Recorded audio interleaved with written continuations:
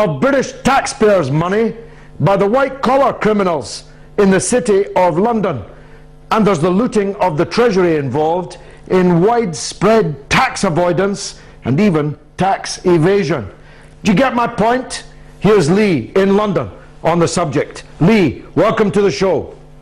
Good evening, George. Good evening, sir. I just wanted to talk about the London riots. Watching TV today and hearing the Prime Minister and all the politicians do their big talking, it seems like they forgot the core issue of what caused the problem. My condolences to people who lost their houses, and especially the brothers who died in Birmingham. And for the first time watching mainstream media, I could say I've seen a Muslim victim. It's not like they show that most of the time.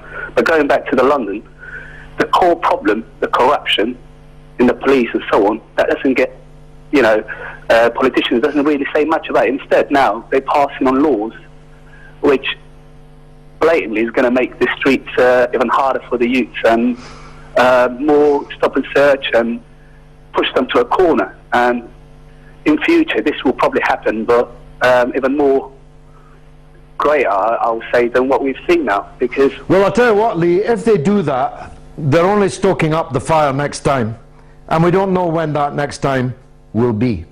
I know they're talking big in the House of Commons today, and the right-wing gutter press that hate violence so much, they've supported every war, that hate stealing and looting, that they've represented the capitalist looters all of their existence, are screaming their demands for the destruction of the remaining liberty of the subject in this country. But wiser heads may yet prevail, because behind all the bluster, they know what's at the core of this. And you summed it up brilliantly, Lee. Let's stay in London. Talk to George on the same subject. George, welcome to the show, my friend. George, go ahead. Yeah, talking about these riots, I think, the Tories, like David Cameron did today, he said the police got it wrong, and he got it wrong as well. It's not as simple as that, like, oh yeah, because it's all criminality and all that. It's got a lot of underlying issues which should be addressed. And instead of looking at that, they're looking at a different perspective of the story. They're looking at, oh, who destroyed whose shop and all that. I'm sorry about the 3 brothers we lost in Birmingham. That shouldn't have happened. But if you look at it at the beginning, it's the police brutality which caused all this trickle effect up to Birmingham and all that. That triggered a lot of those people, like you say, George, that we have always hated the police because they apply selective justice to people. They see the black community, the Asian community, they want to stop and search and all that. And a black kid, George, is 26 times more likely to be stopped and searched in London than a white kid. The police have always been fine with me, but then I was once a powerful politician and my skin was white. But I don't think that that's the reality of the lived experience of the interface with the police of black and Asian and other minority kids in London and in many other places. So it is a contributory factor, George, but it cannot be the only factor. There were riots in Gloucester, for God's sake. I don't think there's any racist policing going on in Gloucester unless Gloucester has changed since the last time I was in it. Yusuf is in Birmingham. Let's hear from him. Yes, Yusuf, welcome to the show. Assalamu alaikum, Brother George. Alaikum salam. How are you? Well, I'm firing on all cylinders tonight. That's great, that's great. I'm just following from Birmingham, and what I'm going to say now is that what's happening around Birmingham and around the UK at the moment, I've got a feeling that the government is behind it a little bit. Not all of it, but just a little bit. Because what is happening now is because the government is for a long time, they want to make it into a police state, and they've been putting up cameras in Muslim areas, in, like, for example, Birmingham, London. They've been putting up cameras, and what they want to do now, they will bring out new laws that will make these cameras legitimate. That's what they want to do at all. That's what I got a feeling. Okay, Yusuf, Yusuf, I need to press on because I've got literally an unprecedented number of callers. Space is in London, wants to talk about the British government. Space, have I got your name right? Yeah, Space, yeah, George Galloway. Yes, go ahead. Go ahead. Well, thank you very much, and I'm so happy that I'm so happy about what you said so far from the beginning of the show. You said exactly what many and myself have been saying, that the British government and its schoolmaster or school prefect in the US are very hypocritical. When it happens in other countries that they don't like and they don't support, they support the rebels, they support the protesters, they finance them, they send arms, they send money. They send money into their media to cause unrest.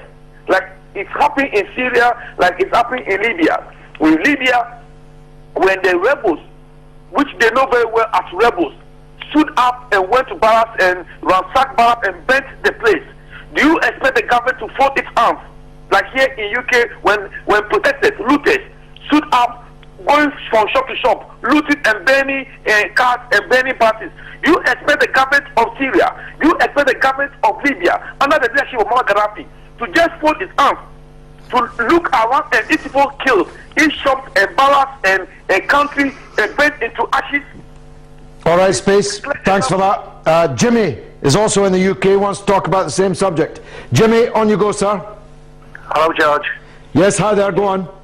I just want to comment on the recent unrest and the usual rank hypocrisy of the reaction of the establishment. If the scenes that have occurred in the UK would have happened in any other nation, any other country, which the UK regarded as somehow hostile, then instead of being branded as scum, those protesters would have been given diplomatic aid, that have been given finance to fund their activities, that have been given military assistance. It's the same old usual rank hypocrisy. In fact, the BBC would have opened a foreign language station to support them. Absolutely, absolutely. And the ringleaders of the popular protest would have been recognised as a government, as a provisional government, and we'd have given them every possible assistance. But in terms of the elements of criminality which attach, because as always, if there's popular unrest, then some people will take advantage who've got no concern about the genuine issues. What do people expect? What do the establishment expect from this country when you look at the example they're given? We have a freeloading royal family. We have MPs who fiddle their expenses. We have bankers who award themselves huge rises for presiding over disaster. We have public utilities who make record profits and yet can't wait to screw further pennies out of the poor. And what kind of what do they expect people to do? What kind of reaction do they expect? Because well, Jimmy, the wrong examples all the time. Jimmy, I've had some good calls on here, but I've never had a better one than that one. Thanks for that. Let's talk to Saud in London about the unrest in the United Kingdom. Saud, welcome.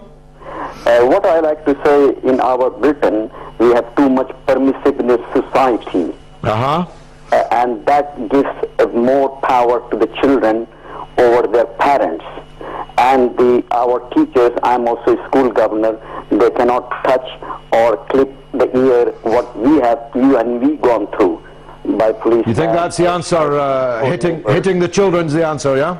So the permissiveness... Is that what you're saying, Saud, that hitting our children will be the answer to our children being violent? No, not hitting, disciplining. You just said clipping their ear.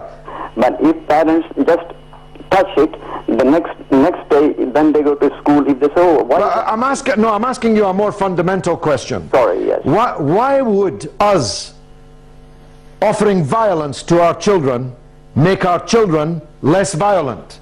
Like what we gone through, your father and my father. But you see, your father and my father and me and you did not live in the Britain that our young people are coming up through today. We lived in a better Britain. Really, Saud. We lived in a nicer, kinder, gentler Britain. We lived in a Britain where the country gave you a bottle of milk in the morning, gave you orange juice in the morning, gave you cod liver oil, gave me malt because I was so skinny to build myself up, gave my family a council house because they could never have afforded to buy or rent a house with an inside toilet because they lived in a slum. My father had the prospect of work all his life my mother also. We as children, you and me, had the certainty that we would have a better life than our parents, and that our children would have a better life than us. But that's no longer true. Darcus Howe, broadcaster and writer. I hope that's Darcus. Yes. Darcus, is it you on the line? Yes, it is. My dear brother, I have been tweeting furiously in your defense and against the stupid woman who interviewed you on the BBC the other day. But forget that. Give us your words of wisdom. It seems as though when you listen to Parliament today, when you listen to quotes from politicians, that Mark Duggan didn't die, it was a hoax.